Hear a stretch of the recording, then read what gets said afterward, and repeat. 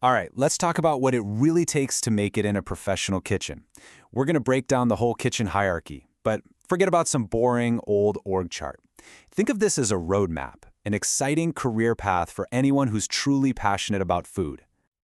So, you think you're ready to start that climb? Perfect. Let's start right where every single culinary journey begins, at the very first rung. We're going to explore exactly how you, maybe as a student or an apprentice right now, can work your way all the way to the top. You know, every great chef you've ever heard of, no matter how famous, started with the absolute basics. This first stage, it's all about building your foundation, mastering those fundamental skills, getting the rhythm of a kitchen down, and really building the discipline you need to thrive in this environment. Okay, so these are your first steps. For a lot of you, especially if you're in culinary school, this is where you'll start. You'll begin as a trainee, basically soaking everything up like a sponge. Then, you'll likely help out as a steward or helper, seeing how the whole machine works. And then, the exciting part, you become a Commis Chef and you finally start cooking. Now, one of the first, and I mean most important, concepts you will live and breathe is mise en place. It literally means everything in its place. But it's so much more than just chopping veggies. It's a whole philosophy. It's about having every single ingredient prepped, every tool ready, every station spotless, before the first order ever comes in. This is the secret to a smooth, efficient service, and it's going to be your #1 job. So, once you've got those fundamentals down pat, and you've really proven you're a reliable commis chef, the next step is to specialize. This is where you stop being a generalist and you start to carve out your own unique identity in the kitchen. This is where you find your craft. The way this usually works is you'll move up to a demi chef de partie, where you're assisting a section head, and then you earn the title of chef de partie. And let me tell you, this is a huge milestone. You're now a station chef. You are in charge of a specific, critical part of the kitchen. You own that station. And this is where things get really, really cool, because you get to choose your own adventure. What calls to you? Is it the delicate, scientific precision of the pastry section? Or maybe the intense heat and fiery flavors of the tandoor station?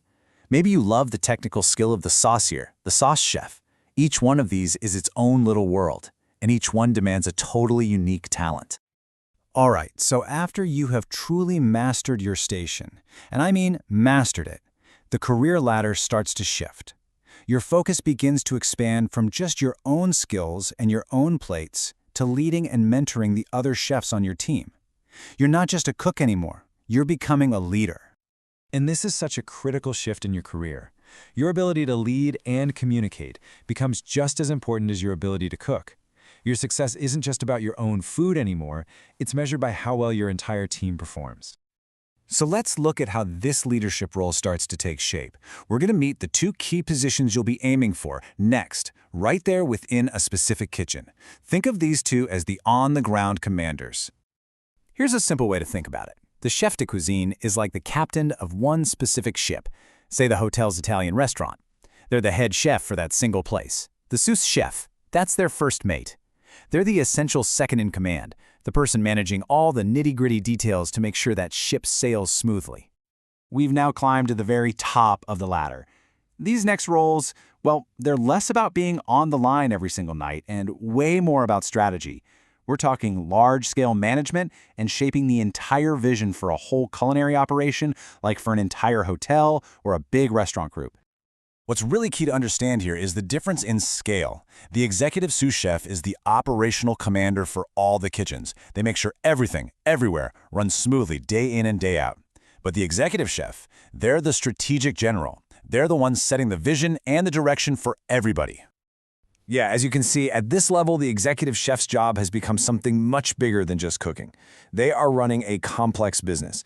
Their world is all about budgets, hiring the right people, managing supply chains, and making sure the food is perfect in every single restaurant, every single time.